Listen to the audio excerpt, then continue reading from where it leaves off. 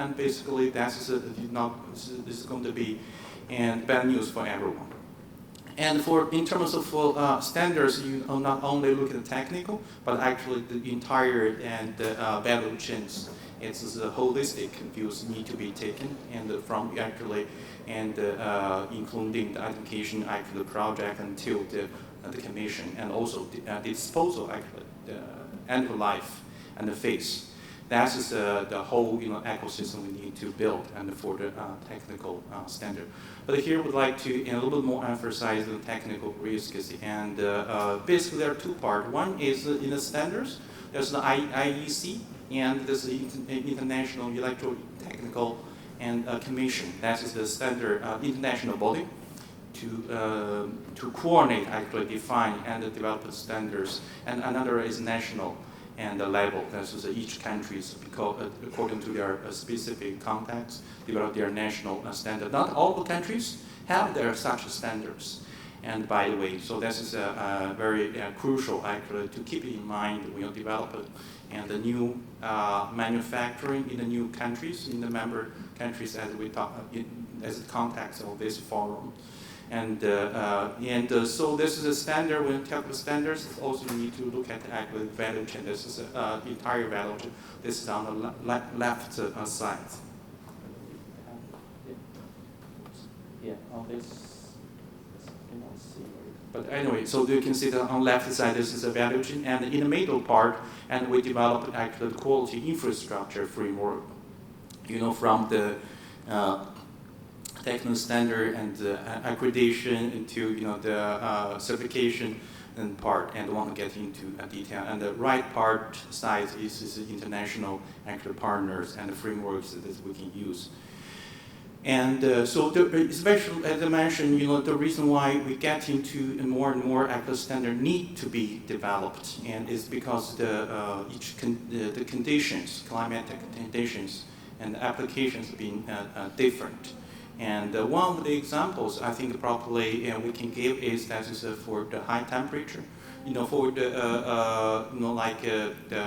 the panels that can resist the high temperatures. That is typically this is for the desert area, for example. And I can give you because IRENA's headquarters in Abu Dhabi. So this desert is very hot, and I visited some field and the power plant outside of the CSP. And the field engineer told me that the height record is about 72 Celsius, and that is the field. That's this is ambient temperature. You can think about the equipment that they have handled, and I think I will not surprised it's roughly around 80 Celsius. So it's not only the panel itself, but also actually all the components in the system. It has to withdraw.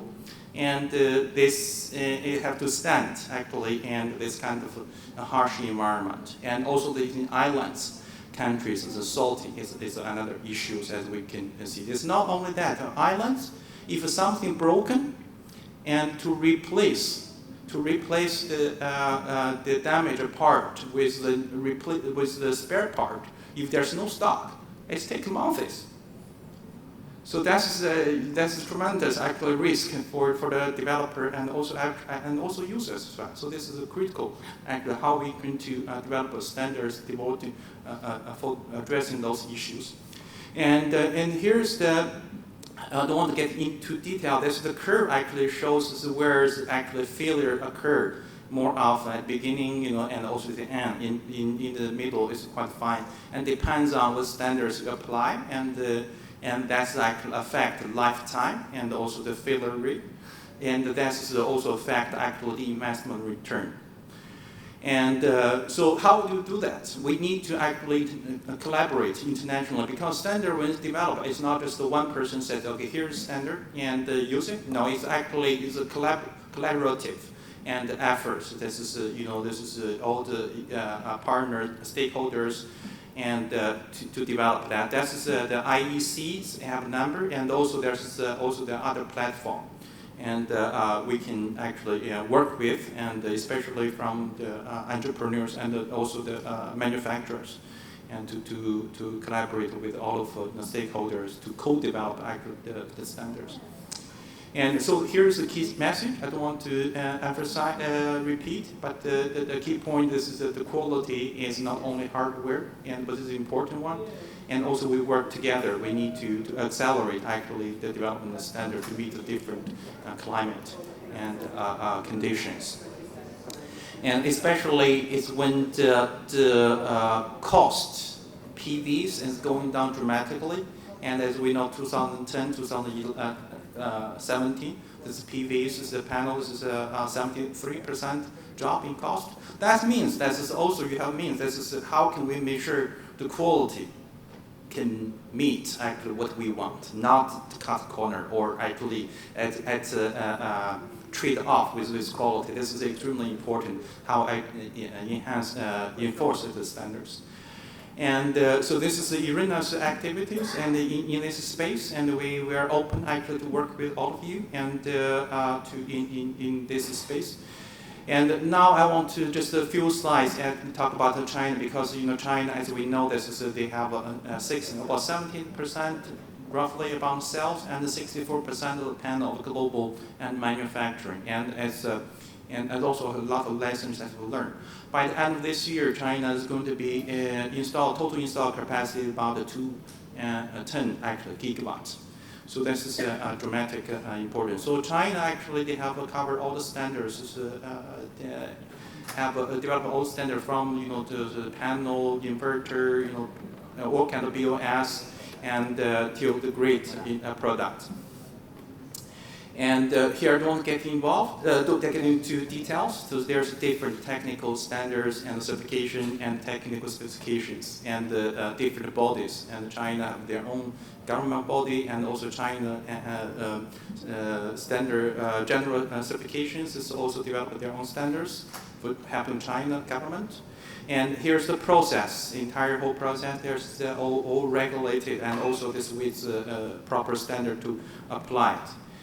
And this is also sort of shows the collaboration, because of the standards you need a mutual recognition and also collaboration. Without that, there won't be actual international standards. And this is also they involve a lot of IECs and standardization. So this is some a couple points that is suggested for the countries outside China. How do you actually develop the quality controls? And with that, I'll finish, because the one last point I want to make here is that when the countries actually, when you import or set up manufacturing, and it's critically important, because we have heard constantly they say some quality problem from panels from China, a lot of other things. But actually, the key things is not about this. The quality is about actually whether or not you set up standards and the technical standards in your own country to set the bar. If there's no such thing, there's just more players will get there, and they want to play actually in China because there's no role. So my point here is when developing member states of ADB trying to import the manufacturing capacity or the panel, and think this need to be keep in mind, keep the standard at the right level. Okay, thank you very much.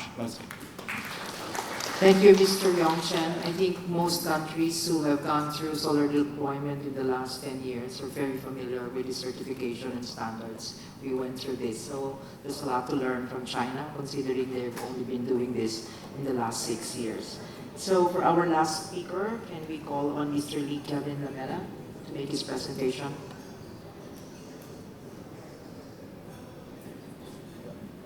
Hello.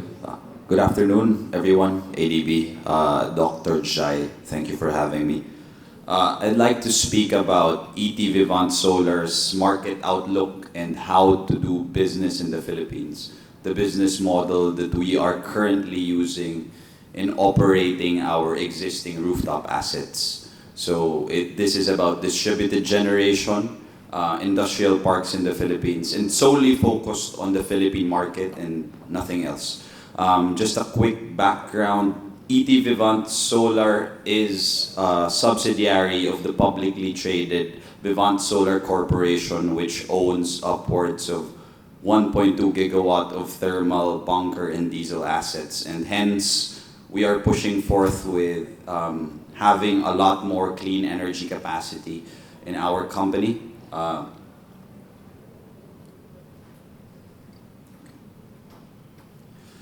the market size of the Philippines for distributed generation is expected to be at 8.7 gigawatts by 2030, with one-third of this all rooftop installations. The Philippine government has committed already to a 70% reduction in carbon emissions. The short-term outlook, 3 gigawatts by 2022, may it be comprised of solar rooftops or utility solar. As mentioned by our moderator here, utility cost, may it be for residential or solar, has gone down from 2015 to 2018. In our current outlook, it has reduced by around 40% from 2015 to 2018. The Philippine forecast is expected to be around, we currently have today 881 megawatts of installed capacity since 2014. We would want to break through the 1 gigawatt barrier purely for renewable energy, and this is purely speaking from solar being grid tied. We're not even considering yet the untapped potential of microgrids, mini-grids, and battery applications in the Philippines. Further to that, the specific number of solar rooftop installation in the Philippines has reached 703.5 megawatts. May it be directly from a turnkey contracted point of view or investing under behind-the-meter PPAs.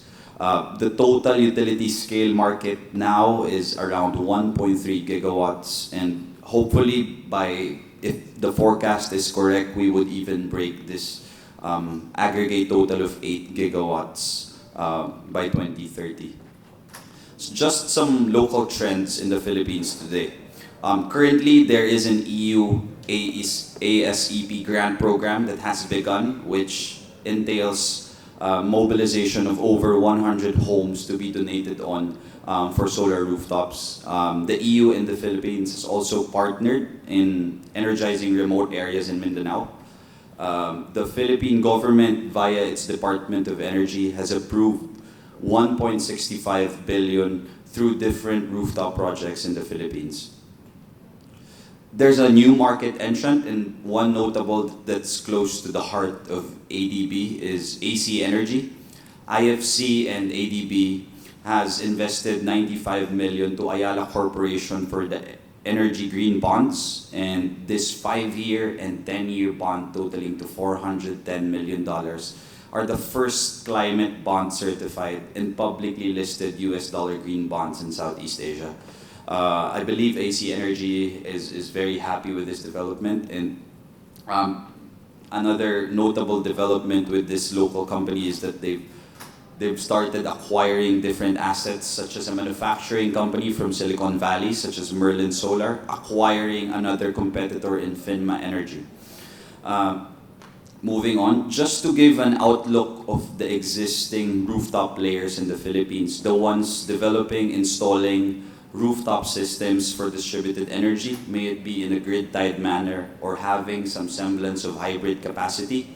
We have Sol Energy Systems, Philippine-German Energy Solutions, PV2 Energy, Trina Home for residential, Solar Philippines, Winergy, Upgrade Energy, and there are other players in the market still that have not been listed here.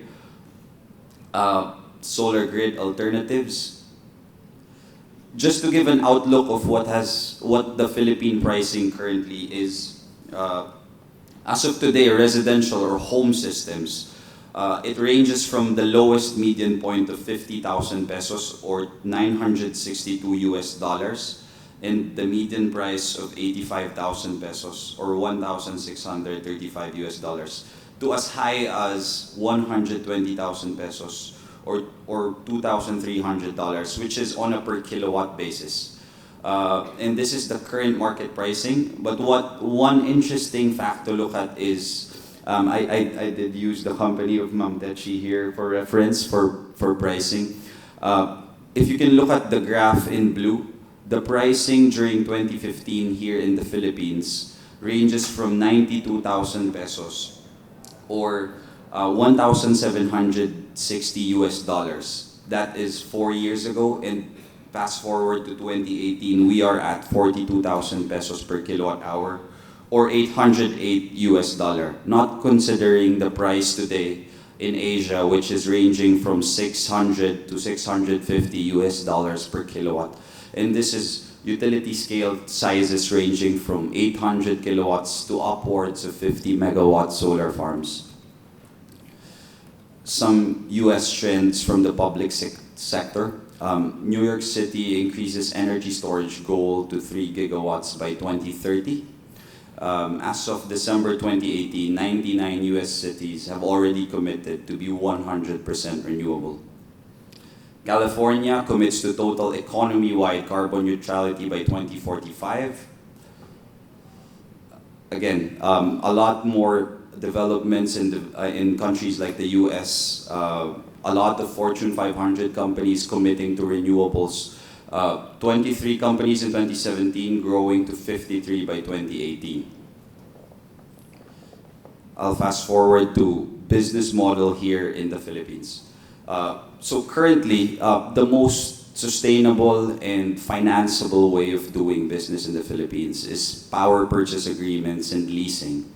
So this can be found similarly to how Sunseap in Singapore does this and how Solar City in the United States does this.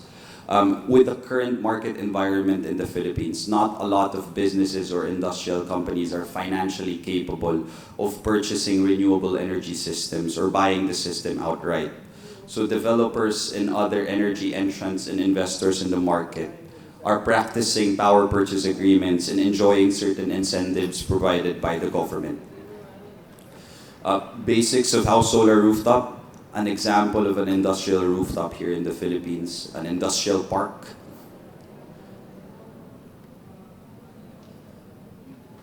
So currently, doing business here is about putting forth a solution that has no upfront cost for the customer.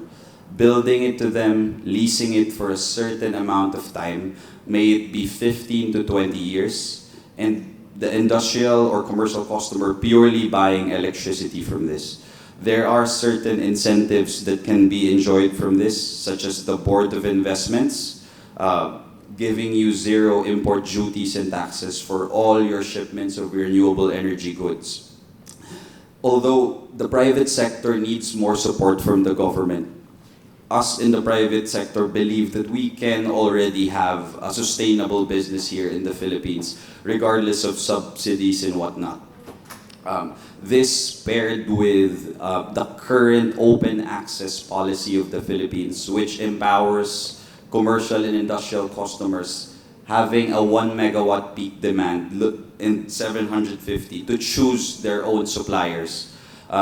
If this is unknown to our participants and attendees here, renewable energy and open access can work perfectly in harmony such that renewable energy resources such as solar can provide the daytime supply of energy, while the open access or our COA policy can enable our customers or industrial companies to buy electricity from whatever source that they have, whatever source that they want, such that these suppliers are certified by the government. So again, the PPA business in the Philippines is becoming more prominent. A lot more businesses are doing this, owning and operating the assets for 15 to 20 years, with the developer investor maintaining it during the duration in time, taking the risk and allowing the customer to simply purchase electricity at a lower rate than what the current utility provides. So it really empowers the customer and also the developer to take on a full life cycle of what they're doing for the customer. Obviously, coming into the Philippines, coming into a third world country, not a lot of the businesses here are familiar with the technologies of smart grid, microgrid, and others. And us, as developers, investors, and part of this industry, we owe it to ourselves to educate our customers to the full life cycle of what we can do for them, ranging from manufacturing solar modules, developing the project, financing it, engineering, procurement, construction, connection to the grid, maintaining, and obviously asset management until the end of the term. Some local reference in the Philippines that we've done. A couple of dealerships in Cebu ranging from Ford, Toyota, Treasure Island. So this is starting to be widely practiced. There is not an abundance of land in the Philippines, and even if there is, our current government is currently allocating it and dedicating it for our farmers in agriculture. As such, it is imperative that we look at alternatives such as rooftop solar to truly promote distributed generation here in the Philippines. That's all. Thank you very much.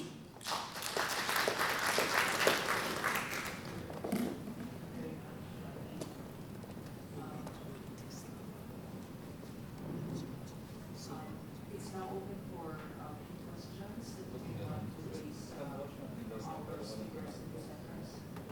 Is there a mic? Yes, the gentleman. Thank you. My name is Prakoso from Indonesia. I'm working for Indonesia Clean Energy Development project under USAID. Well, interesting regarding the rooftop solar PV, because we are now boosting solar PV in Indonesia. But we have a main issue actually. The issue is in utility issue basically.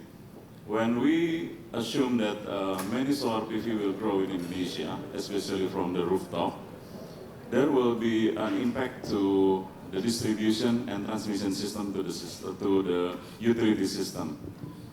So I would like to know how Philippines solve that issue, because that will be our main concern in growing the rooftop solar PV in Indonesia. Thank you. I think you're directing your question to Mr. Lee. Yes. Hello. The short-term answer for your question regarding the distribution system being affected by the rooftop solar. In the Philippines, there is a standard mandate for all rooftop solar, may it be homes to commercial, to undergo a distribution impact study, to analyze and submit a professional electrical engineer's report if there will be any impact on the assets and distribution lines of our respective distribution utility. And that is the answer for the short term. The long-term answer is, with the increasing amount and volume of renewable energy assets in the Philippines, the only solution we can think of 10 to 15 years from now is battery storage on the substation and feeder lines, which is going to be practiced soon here, as it provides frequency regulation, ancillary supply, and even ancillary services.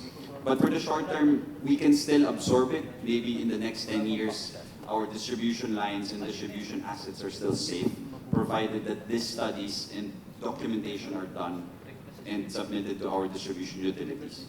Is there any limitation from the utilities that in certain distribution system you only allowed to install 30% of capacity, or how? Yes, there is. This end of 2019 Q4, the Energy Regulatory Commission will issue a policy that will empower the distribution utilities to allocate certain capacities of renewable energy that they can absorb. To answer your question, yes, there is a limitation to this. Not every renewable energy provider can operate freely in the Philippines because our assets, our existing infrastructure is not ready for the amount and volume of renewable energy assets. Solar and batteries really have to work together for this safe practice to happen. Okay, thank you. Yes, please. And one more thing, sorry. And just quick, and if we do this, first you probably need to run the power factory. This is for the grid stability study. So once you run that program, it will tell you actually the simulation model. So it will tell you where actually and is a weak point if you add amount of rooftop or distributed generation. So once you get that point, then basically you will see how much you can add, or you have to enhance actually distribution and networks and how. So that's the cost. This is the one part. Another part is the urine, and also we develop actually, you can, on our website, you can find, they call it a flex tool. A flex tool, F-L-E-X tool. So this is also give you, quick, actually, this is a little simpler and version and free of charge. So this is, you can just run quick simulation and see actually whether or not it's good enough to encompass XYZ amount of rooftop or distributed generation, and also what measures need to be taken if you want to, and make sure the grid is safely operating. Thank you. Any other question from the audience? Yes.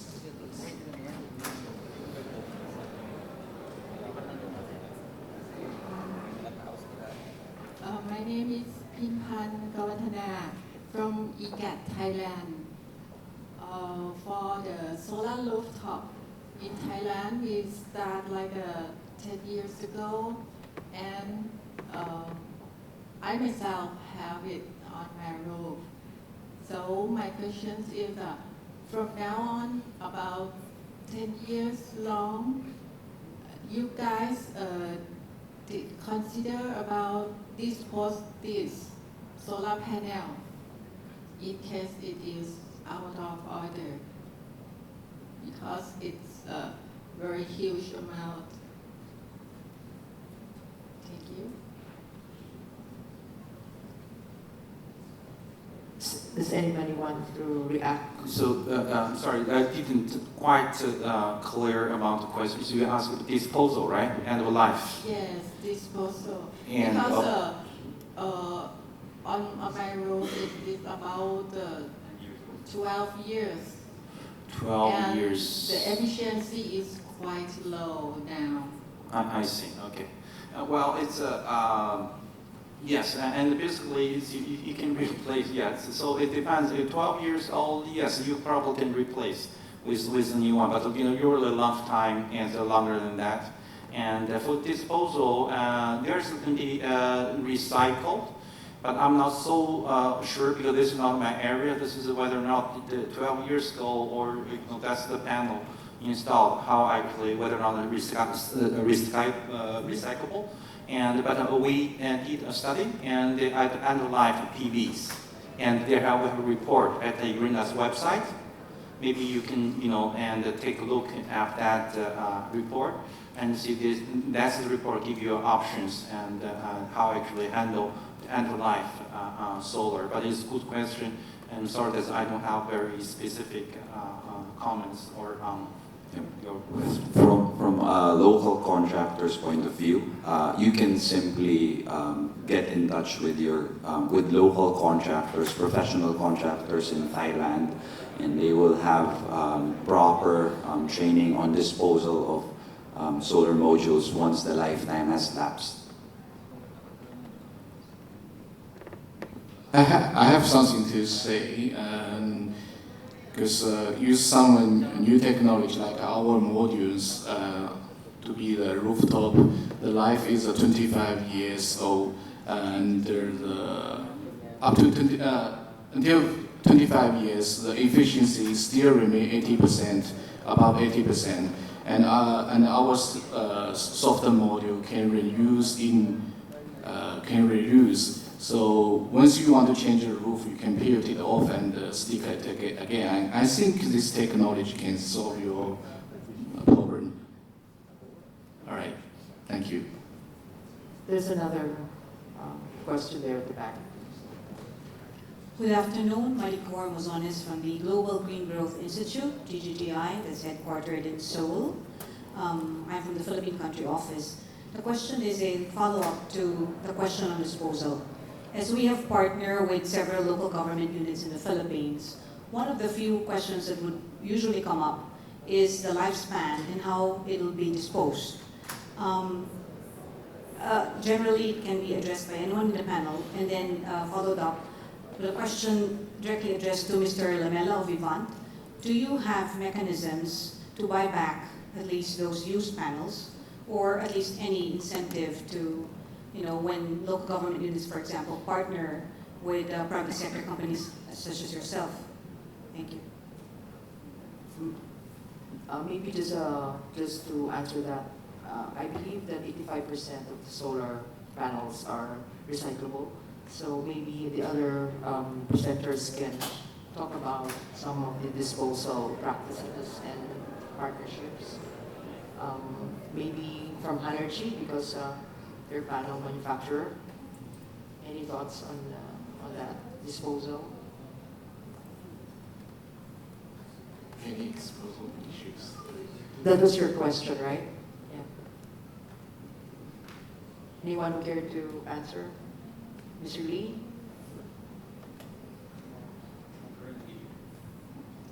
Currently, the buyback program here in the Philippines is not yet present. What we do buy back is assets, for example, that have defaulted for 5 years. We invested on certain rooftops, and in year 5, say the business doesn't go as planned and they close shop, we will get our panels and we will remobilize it elsewhere. That's the closest we have to a buyback program. As to the disposal of solar panels, us as contractors and developers here in the Philippines, we do practice the European standards of recycling the steel and the solar ingots and modules for all of our installations.